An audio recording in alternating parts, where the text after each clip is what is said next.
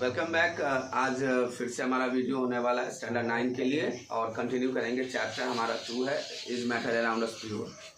और हम लोगों ने प्रीवियस चैप्टर में प्रीवियस वीडियोज़ में पढ़ा कि एलिमेंट्स क्या होते हैं, कंपाउंड क्या होते हैं और मिक्सचर्स क्या होते हैं। आज उसी वीडियोज़ को आगे बढ़ाते हुए हम लोग आज पढ़ेंगे मिक्सचर्स के डिफरेंट टाइप पार्टिकल्स के साइज के आधार पर, यानी जो कंपोनेंट्स हैं। जैसे आपने पढ़ा अभी तक कि शुगर और वाटर में मिलाते हैं, तो the particles of sugar is a component and the particles of water is also a component. तो आज के वीडियो में हम पढ़ने वाले हैं कि अगर पार्टिकल्स का साइज जो है मिक्सचर में, शुगर के पार्टिकल्स कितने बड़े कितने छोटे हैं, उस आधार पर हम लोग आज मिक्सचर को फिर से पढ़ेंगे। पिछले क्लासेस में हमने बताया कि एक रेंज ऑफ द पार्टिकल्स होता है जिसे हम मापते हैं 10 एंगस्ट्रम से 10 टू द पावर 3 एंगस्ट्रम या नैनोमीटर ले ले, कोई भी एक यूनिट आप ले सकते हैं। जनरली एनसीईआरटी नैनोमीटर की चर्चा करता है, तो हमने उसका रिलेशन भी आपको बता दिया था। तो हम लोग फिर से शुरू करते हैं आज का जो वीडियोज़ है वो सॉल्यूशन के साथ, क्योंकि हम लोग पिछले दफ़ा हम लोग पढ़े थे कि जो मिक्सचर है पार्टिकल्स के साइज पर हम मिक्सचर को 3 भागों में बांटते हैं। 3 अलग अलग टाइप्स हम उसका पढ़ते हैं। एक हम सॉल्यूशन बोले। देखो मैंने यह भी बताया था कि जब आप सीनियर क्लासेस में जाओगे तो सॉल्यूशन का मतलब मिक्सचर ही है। तो हम कहीं कहीं आपको यह ट्रू सॉल्यूशन के जगह पर लिखा हुआ मिल जाएगा, ट्रू सॉल्यूशन। आप नोट डाउन करते रहेंगे जो जरूरी चीज़ें हैं उसे। दूसरा हमारा था कोलाइडल या कोलाइड का लो अभी, और तीसरा था सस्पेंशन। ठीक है। और हमने जो कंपोनेंट के नेचर के आधार पर बांटा था वो था होमोजीनियस और हेट्रोजीनियस। तो हम लोग इसका भी डिवीजन कर लेंगे। यह हमारा है होमोजीनियस मिक्सचर, और ये दोनों जो आ जाते हैं जैसे कोलाइड और सस्पेंशन, यह जो कैटेगरी है वो हेट्रोजीनियस की कैटेगरी में है, हेट्रोजीनियस मिक्सचर। तो हम लोग इसके बारे में आज के क्लास में डिटेल्स पढ़ने वाले हैं। सॉल्यूशंस क्या है और उसके जो डिफरेंट कैरेक्टर्स क्या है, उससे रिलेटेड टर्म्स क्या है। तो कंटिन्यू रखिएगा वीडियोस को। हम लोग शुरू करते हैं। इसे नोट कर लीजिए और फिर हम सॉल्यूशन से शुरू करते हैं। नोट कर लिया इसे? चलिए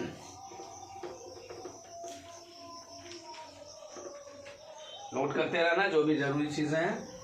हम लोग शुरू करते हैं सॉल्यूशन। ठीक है। अब सिंपली हमने जैसे बताया था, एक रेंज मैं यहाँ लिख देता हूँ, 10 एंगस्ट्रम से लेकर के 10 to the power 3 angstrom.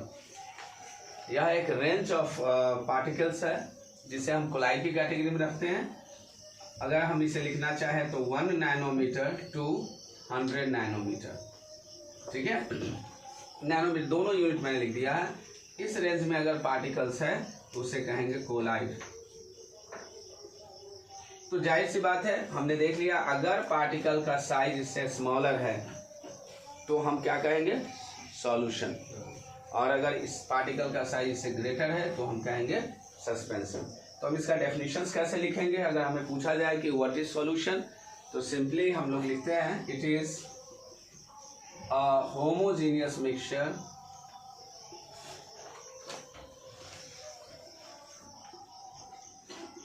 in which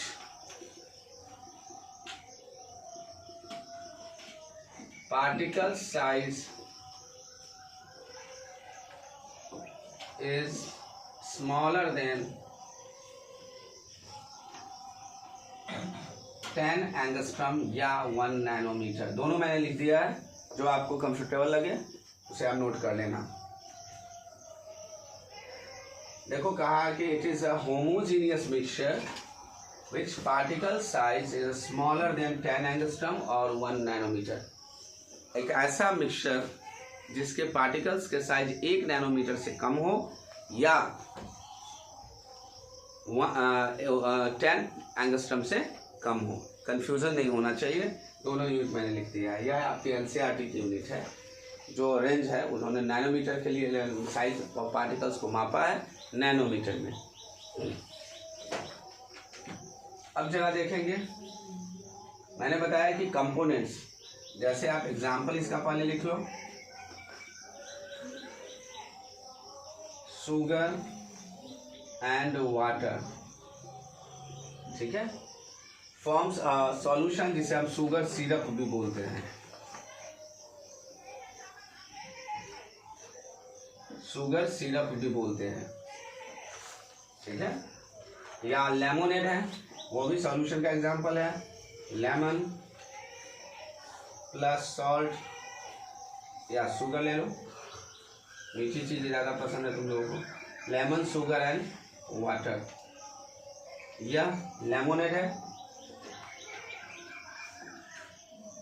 यह भी एग्जाम्पल है सॉल्यूशंस का।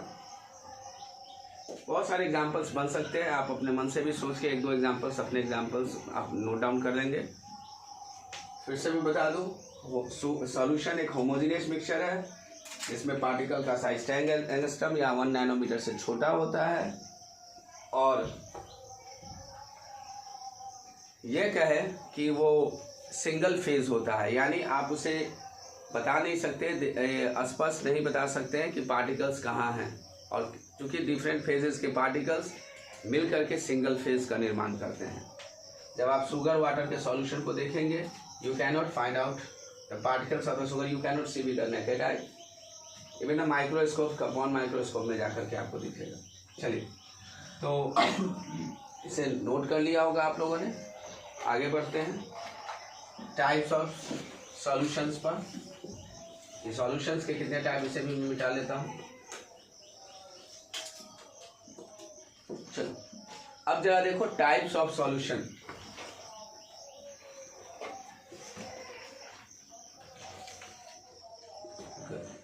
अब टाइप्स ऑफ सॉल्यूशन क्या है? सॉल्यूशन का टाइप जो है, हम बेसिकली कंपोनेंट के आधार पर पहले देख लेते हैं, फिर स्टेट्स के आधार पर भी होता है, on the basis of component. Component देखो, कंपोनेंट में बहुत ज़्यादा कंफ्यूज नहीं होना है। कंपोनेंट का मतलब है, जैसे हम शुगर और वाटर का सॉल्यूशन लेते हैं, तो शुगर और वाटर, यहाँ दो कंपोनेंट्स हैं। लेमोनेड हमने मिला लिया, उसमें लेमन जूस लिया, शुगर लिया, वाटर लिया, यहाँ 3 कंपोनेंट हो गए। तो on the basis of component जो हमारा पहला सॉल्यूशन आता है, उसे हम बोलते हैं बाइनरी सॉल्यूशन। क्या बोलते हैं? Binary solution. यानी सिंपल है, इसे मैं शॉर्ट में लिखूंगा, solutions having 2 component, having 2 component, ठीक है। दूसरा है टर्नरी सॉल्यूशन।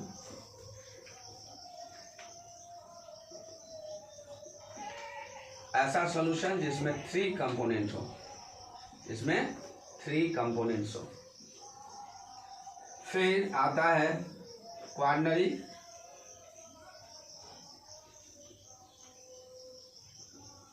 इसमें 4 कंपोनेंट हो, या मैं लिख दूं 4 कंपोनेंट्स, 4 कंपोनेंट्स हो। So these are the basically types of the solution on the basis of components. Binary solution कहते हैं ऐसे सॉल्यूशन को जिसमें 2 कंपोनेंट हो, टर्नरी सॉल्यूशन बोलते हैं जिसमें 3 कंपोनेंट हो, एंड क्वार्नरी सॉल्यूशन बोलते हैं जिसमें 4 कंपोनेंट्स हो। सो दीज आर और भी हो सकते हैं, लेकिन बस चलो ठीक है, सो ऑन। तो ये हम लोग देख रहे हैं on the basis of components. ऐसे आप जब पढ़ेंगे तो आपको मिलेगा solution of solid into liquid, solution of liquid into liquid, solution of gas into liquid, solid. इस तरह से भी सॉल्यूशंस के टाइप्स किए जाते हैं on the basis of stage, but उतना हम लोग डेप्थ में जाएंगे नहीं, क्योंकि that is beyond your syllabus, वो बाहर चला जाएगा। फिर उसके लिए फिर आपको सॉल्यूशन एक चैप्टर है स्टैंडर्ड 11th में, वहाँ जब जाएंगे तो पढ़ेंगे, या उस वीडियोस को आप देख लेंगे तो वो आपको पता चल जाएगा। इसे मैं मिटा दूँ, आपने लिख लिया। चलो,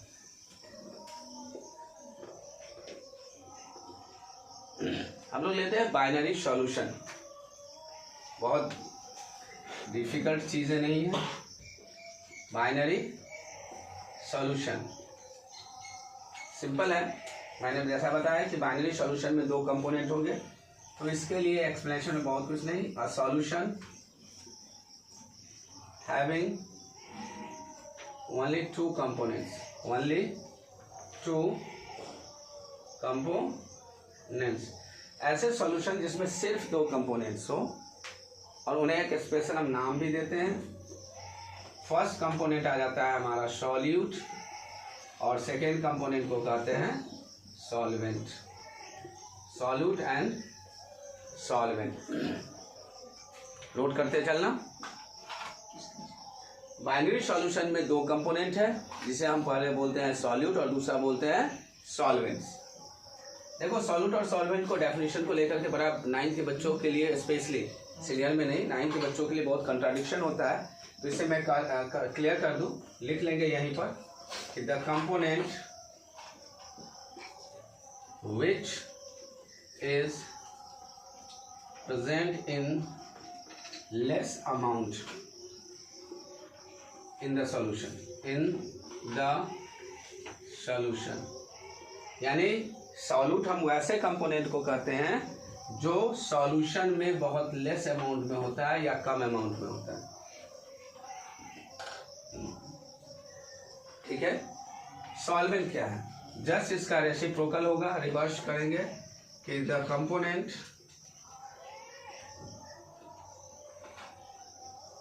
which is present in excess amount in the solution। ठीक है।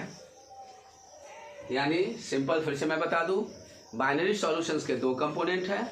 पहले कंपोनेंट को बोलते हैं सॉल्यूट, दूसरे कंपोनेंट को बोलते हैं सॉल्यूशन। ध्यान देना, पहला कंपोनेंट हमारा सॉल्यूट है, दूसरा सॉल्वेंट है, और यह जब दोनों मिलता है तो यानी सॉल्यूट और सॉल्वेंट, यह मिलकर के हमारा बनाता है सॉल्यूशन। देखो एक और चीज़ जान लो, हम सॉल्यूशन को इन शॉर्ट SOLN इस तरह से भी लिखते हैं, दैट इज सॉल्यूशन। अगर कहीं मिल जाए ऐसा लिखा हुआ, सॉल्यूशन मान लेना है उसको। सॉल्यूट वैसे कंपोनेंट को कहते हैं जो लेसर अमाउंट में होता है, सॉल्वेंट वैसे कंपोनेंट को कहते हैं जो एक्सेस अमाउंट में होता है। चलो एक देख लो, हमने एक सॉल्यूशन लिया है शुगर और वाटर का। इसमें है 10 ग्राम शुगर और 100 ग्राम वाटर। जाहिर सी बात है सॉल्यूट क्या है जो 10 ग्राम में है, लेसर अमाउंट में है, दैट इज शुगर, और सॉल्वेंट में क्या है, वाटर। यह एक हमारा शुगर वाटर सॉल्यूशन है। इसको समझ रहे हैं। एक और डाउट जनरली आता है, एक क्वेश्चन आता है कि सर अगर दोनों कंपोनेंट इक्वल अमाउंट में हो तब क्या करेंगे, तब किसे सॉल्यूट और किसे सॉल्वेंट मानेंगे। वैसे कंडीशन में ये ध्यान रखना है कि it is quite difficult to find out which one is acting as a solute and which one is acting as a solvent. तो उस कंडीशन में बड़ा मुश्किल हो जाता है, हम नहीं डिसाइड कर पाते हैं, कर सकते हैं।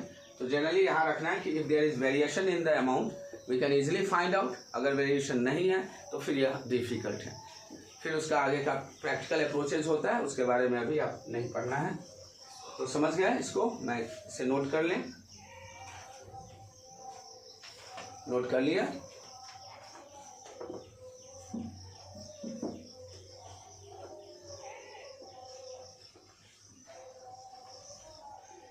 बाइनरी सॉल्यूशन हमने रखा है क्योंकि हम लोग इसी के साथ प्रोसीड कर रहे हैं। बाइनरी सॉल्यूशन के बारे में ही हमें पढ़ना है। अभी देखो हम 2 सैंपल लेते हैं। सैंपल हमारा A है और दूसरा सैंपल हमारा B है। इसमें हमने 10 ग्राम शुगर मिलाए हैं, वाटर है 100 ग्राम, और इसमें हमने 20 ग्राम शुगर लिया है, वाटर कंटेंट सेम है 100 ग्राम ऑफ वाटर।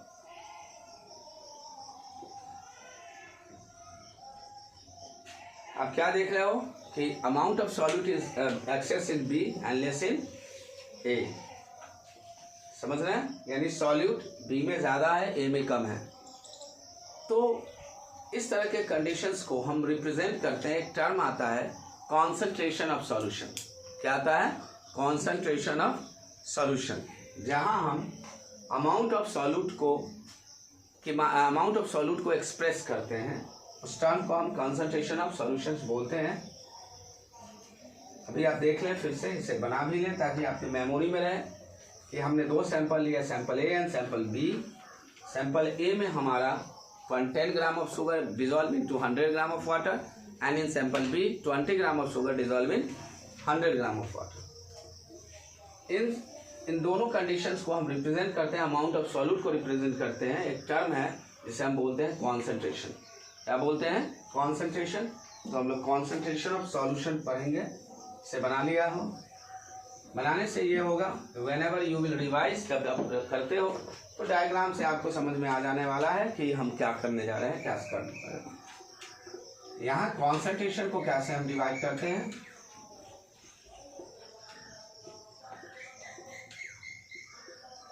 देखो कॉन्सेंट्रेशन ऑफ सॉल्यूशन क्या है, simply it is directly related with the amount of solute. आगे जाके आप पढ़ेंगे, यानी मोल जब आप पढ़ लेते हैं तो मोल से हम इसको रिलेट करते हैं कॉन्सेंट्रेशंस को, बिकॉज जब तक आप केमिस्ट्री के स्टडी करेंगे, न्यूमेरिकल्स प्रॉब्लम सॉल्व करेंगे, कॉन्सेंट्रेशन आएगा ही, सॉल्यूशन आएगा ही, यानी मिक्सचर आएगा ही और कॉन्सेंट्रेशंस भी आएगा ही। तो हम लोग कॉन्सेंट्रेशन सॉल्यूशन को पहले देख लें है क्या, कि the amount of solute present in given amount of solution. मैं शॉर्ट में सॉल्यूशन मैंने लिख दिया कि सम कॉन्सेंट्रेशन को कैसे डिफाइन करते हैं, किसी भी गिवन सैंपल ऑफ सॉल्यूशन में जो सॉल्यूट का अमाउंट है उसे हम कॉन्सेंट्रेशन ऑफ सॉल्यूशन कहेंगे। ठीक है, the amount of solute present in given amount of solution. समझ गए? इसे मेथड्स टू रिप्रेजेंट या कहें कैलकुलेट या कहें find concentration, concentration of solution, अलग अलग मेथड्स हैं। ठीक है, इसमें हमारा पहला जो मेथड आ जाता है इसे हम बोलते हैं mass by mass percent. Mass by mass percent, इसे हम दिखाते हैं m/m%। ठीक है, दूसरा हमारा आता है मास बाय वॉल्यूम परसेंट, जिसे हम m/v%। तीसरा आता है वॉल्यूम बाय वॉल्यूम परसेंट, इसे हम इस तरह से रिप्रेजेंट भी करते हैं। चलो ऊपर लिख लिया तो मैं इसे क्लियर करता हूँ, नोट कर लिया इसको।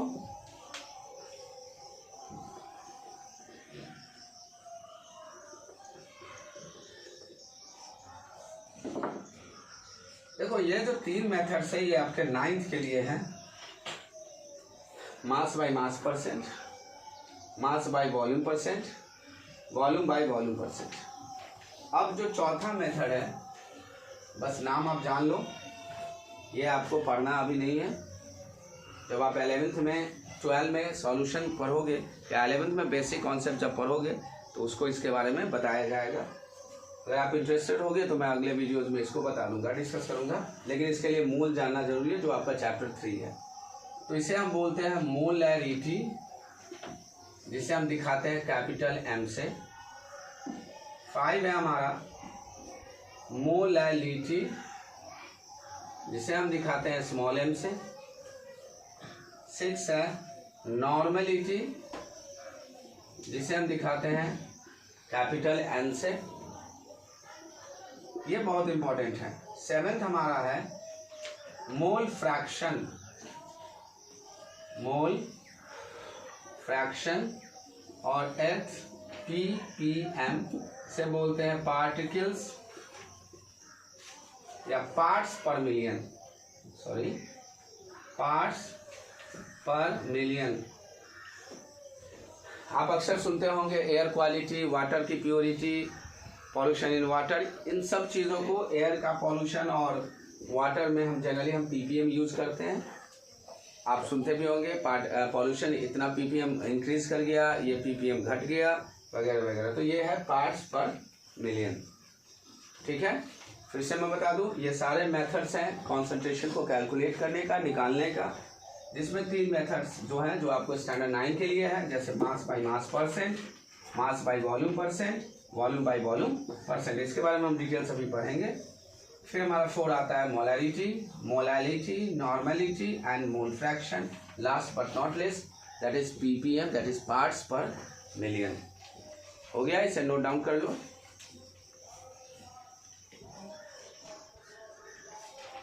नोट कर लिया।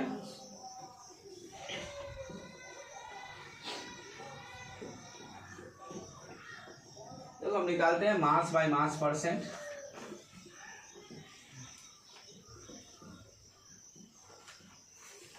सिंपल है, इसमें बहुत समझना नहीं है। इसके कुछ फॉर्मूले होते हैं जिससे आप इजीली कैलकुलेट कर सकते हैं। इसे हम निकालने के लिए हम करते हैं mass of solute by mass of solution into 100। अगर mass of solute is given, mass of solvent solution is given, तो हम इजीली हम इसका concentration mass by mass percent में रिप्रेजेंट कर सकते हैं। यहाँ एक डाउट कभी कभी होता है क्वेश्चंस में कि सर मास ऑफ सॉल्यूशन क्या होगा। तो मास ऑफ सॉल्यूशन होता है mass of solute plus mass of solvent. ठीक है, अब चलो एक क्वेश्चन करते हैं इस पर, मास बाय मास परसेंट पर। तो क्वेश्चन दिया हुआ है, नोट करना कि if 25 gram of sugar is dissolved in 100 gram of water, find the concentration of solution in mass by mass percent। ठीक है, बहुत आसान सा क्वेश्चन है। हमारा क्वेश्चन है कि अगर 25 ग्राम ऑफ शुगर जो है 100 ग्राम वाटर में डिजॉल्व है, तो हमें इसका कॉन्सेंट्रेशन निकालना है मास बाय मास परसेंट से। कैसे कैलकुलेट करेंगे? हमारे पास शुगर, चूंकि it is in less amount, लिख देता हूँ। देखो सबसे पहले लिख लो आप, शुगर है 25 ग्राम, वाटर है 100 ग्राम, और हमें मास बाय मास परसेंट में इसका कॉन्सेंट्रेशन रिप्रेजेंट करना है। कैसे करेंगे? फॉर्मूला हमारे पास है मास ऑफ सॉल्यूट। देखो यहाँ फॉर्मूला है, फॉर्मूला को इस तरह से बना लेना, बॉक्स बना के रख लेना, सो दैट कि आपको रिवीजन में आसानी मिले। तो mass of solute by mass of solution into 100। हमारे पास मास ऑफ सॉल्यूट है दैट इज 25 ग्राम, बट अभी हमारे पास मास ऑफ सॉल्यूशन नहीं है। तो मास ऑफ सॉल्यूशन के लिए हमने क्या बताया था कि mass of solute plus mass of solvent. तो इसका हम निकाल लेंगे mass of solution 25 gram plus 100 ग्राम, 125 ग्राम। ठीक है, यानी 125 ग्राम हमारे पास आ गया। इसे मैं यहाँ कैलकुलेट करता हूँ। मास ऑफ सॉल्यूट है हमारा 25 gram, 125 gram into 100, 25 times 5 20 times, we get 20% m/m। इससे ये होता है कि हमने जो कंसंट्रेशन निकाला है वो किस मेथड से निकाला है, मास बाय मास परसेंट से या मास बाय वॉल्यूम से। तो हम अगर रिप्रेजेंट करते हैं m/m, तो ये रिफ्लेक्ट करता है कि हमने कॉन्सेंट्रेशन को मास बाय मास परसेंट से निकाला है। समझ रहे हैं इसको? समझ रहे हैं? आसान सा क्वेश्चन था। दूसरा मेथड हम लोग आते हैं,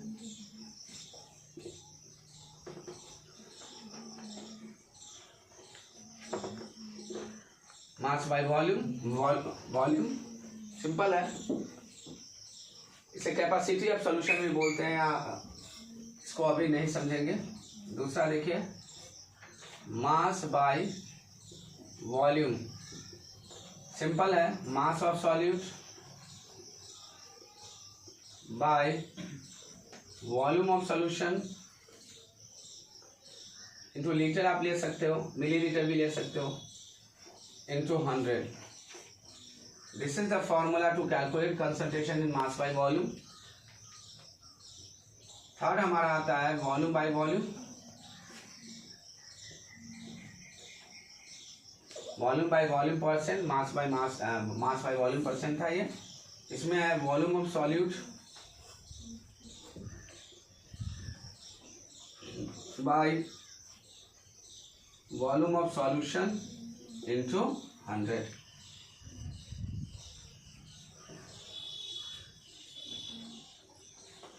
ठीक है, समझ रहे हैं? इस फॉर्मूला को ध्यान में रखिएगा। जब भी कॉन्सेंट्रेशन जिस मेथड से पूछा जाए आप उस पर पुट करके आप कैलकुलेट कर सकते हैं। एक का मैंने एग्जांपल ले लिया था मास बाय मास पर, उसी तरह से क्वेश्चन सारे इसमें पूछे जाएंगे। बहुत डिफिकल्ट लेवल्स इसमें होते नहीं है, बहुत नॉर्मल लेवल्स के क्वेश्चन पूछे जाएंगे कि आप कैलकुलेट करो। इसे नोट कर लिया तो मैं मिटाऊँ, समझ गए? बाकी के जो मेथड्स हैं वो अभी नहीं पढ़ने हैं, इसके बारे में कभी नेक्स्ट वीडियोस में मैं मतलब चर्चा करूंगा जब हम 11th के सॉल्यूशंस को डील करेंगे। तो यह हमारा सॉल्यूशन का हो गया। कॉन्सेंट्रेशन हम कैसे फाइंड आउट करते हैं वो हो गया। और एक और टॉपिक है कि on the basis of concentration of solution it is divided into following two types। अब दो तरह के सॉल्यूशंस हमारे पास हैं। फर्स्ट बोलते हैं कॉन्सेंट्रेटेड सॉल्यूशन। कॉन्सेंट्रेटेड सॉल्यूशन यानी यह क्या है, नोट डाउन करेंगे। अमाउंट ऑफ सॉल्यूट, लिखो ऐसे, द सॉल्यूशन इन विच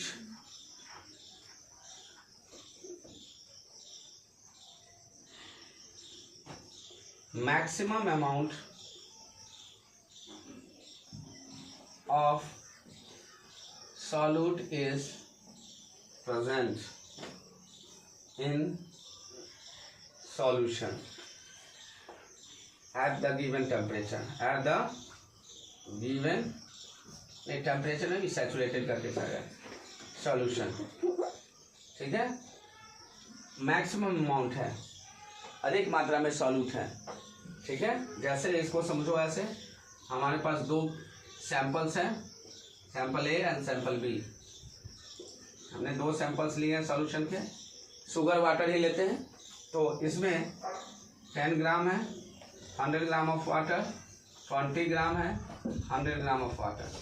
अगर हमसे पूछा जा रहा है कि which one is more concentrated solution, then definitely the 20 gram has a more solute into it, so this solution B will be more concentrated solutions. Okay, there shouldn't be any kind of confusion, कोई confusion नहीं होना चाहिए आप में। जहाँ access में होगा solute that is concentrated। ठीक है, एक टर्म आगे पढ़ेंगे सैचुरेटेड, उससे इससे मिलता जुलता टर्म है। दूसरा जो हमारा आता है, मिटाओ इसे, नोट कर लिया।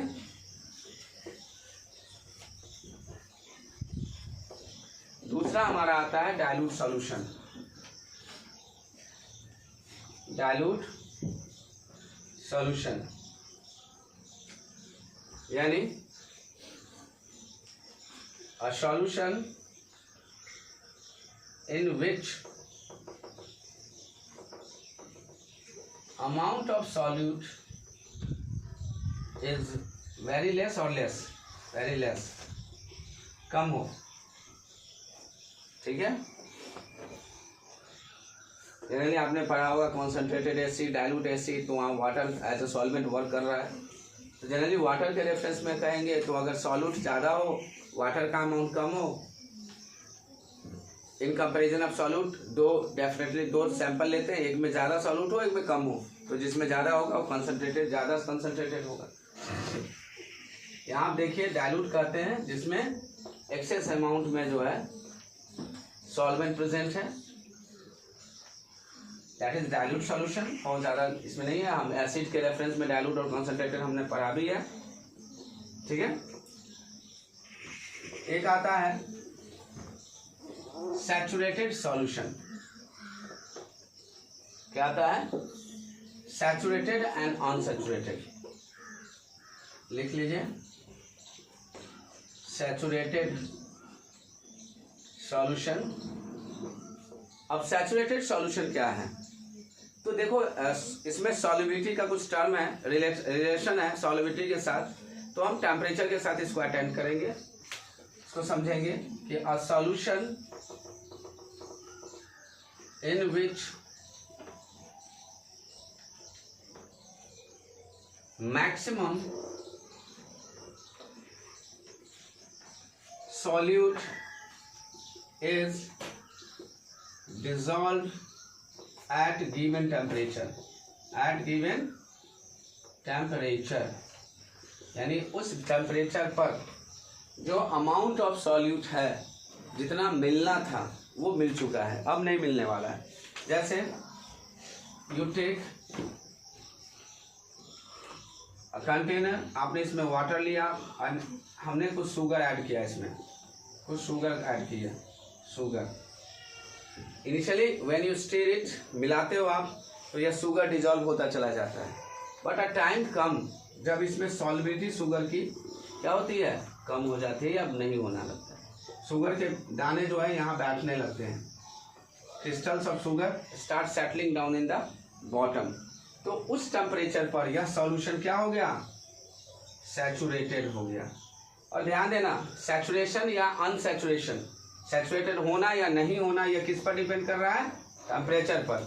अगर आप टेम्परेचर को बढ़ा दोगे, जैसे यहाँ ये सैचुरेटेड है, मान लो कि रूम टेम्परेचर 25 डिग्री सेंटीग्रेड पे अब ये मिलना बंद कर दिया, आप इसे अब हीट देते हो, क्या दे रहे हो आप इसे, हीट दे रहे हो, तो फिर अनसैचुरेटेड हो जाएगा, यानी इसमें फिर से शुगर डिजॉल्व होना शुरू हो जाएगा। तो ध्यान ये रखना है कि सैचुरेशन या अनसैचुरेशन किस पर डिपेंड करता है, टेम्परेचर पे, क्योंकि ये सॉल्युबिलिटी पर डिपेंड करता है। अगर टेम्परेचर एक, मतलब यू कैन से कि at a given temperature a solution is a saturated solution, but if we increase the temperature the saturated solution may be unsaturated, और उसमें मिल सकता है। सिंपल एग्जांपल है, घरों में जैसे आप क्या करो कि ग्लास ले लो और पानी उसमें चीनी मिलाओ, देखोगे कि एक समय आएगा जब उसमें चीनी मिलना बंद हो गया, फाइनली इसके बाद क्या करो, उसे गर्म करना शुरू करो, देखोगे कि अब और मिल रहा है, we can add some more sugar into that solution. So उस कंडीशन में हमने क्या किया, हीट दिया, और हीट दिया तो इसके मैकेनिज्म ये है कि जैसे ही हमने गर्म करना शुरू किया तो जो पार्टिकल्स थे वो और सेपरेट हो गए, उनके बीच और गैप बन गया, और जब और गैप बन गया तो और शुगर के पार्टिकल्स वहाँ क्या हुए, सेटल्ड होने लगे, वहाँ अपना प्लेस ऑक्युपाई करने लगे। तो हम सैचुरेशन में हम ये कह सकते हैं, जब तक आप गिवन टेम्परेचर नहीं लोगे आपका डेफिनेशन गलत हो जाएगा, ठीक है, मिटा दो इसे। नेक्स्ट है हमारा अनसैचुरेटेड, एक सुपर सैचुरेटेड का भी केस आता है, अनसैचुरेटेड सॉल्यूशन। इसमें है कि a solution in which more solute can be dissolved at that more solute can be dissolved in solution at that temperature, at that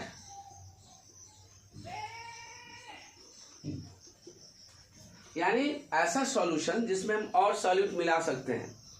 हमने एक गिलास पानी लिया, उसमें कुछ दाने चीनी के डाल दिए, जो हमारा सॉल्यूशन बना वो अनसैचुरेटेड है क्योंकि उसमें और डिजॉल्व हो सकता है, ठीक है। तो ऐसा सॉल्यूशन जिसमें हम सॉल्यूट को मिला सकते हैं, यानी अमाउंट ऑफ सॉल्यूट हम इंक्रीज कर सकते हैं, वहाँ पे सॉल्युबिलिटी अभी उसका जो सैचुरेशन अटेंड नहीं हुआ है, तो वैसे सॉल्यूशन को अनसैचुरेटेड कहते हैं। Simply a solution which is not maintained it's saturation, तो वैसे सॉल्यूशन अनसैचुरेटेड सॉल्यूशन कहे जाएंगे, ठीक है। और यह भी टेम्परेचर डिपेंडेंट है, क्योंकि मैंने बताया कि एक सॉल्यूशन एक पार्टिकुलर टेम्परेचर पे सैचुरेटेड भी हो सकता है, और जब हम टेम्परेचर बढ़ा दें तो वही सैचुरेटेड सॉल्यूशन अनसैचुरेटेड में चेंज हो जाएगा, ठीक है। तो आप जब भी सैचुरेटेड और अनसैचुरेटेड को डिफाइन करते हो या समझते हो तो देखना वहाँ टेम्परेचर एक फैक्टर होता है, ठीक है, जिस पे सैचुरेशन डिपेंड करता है।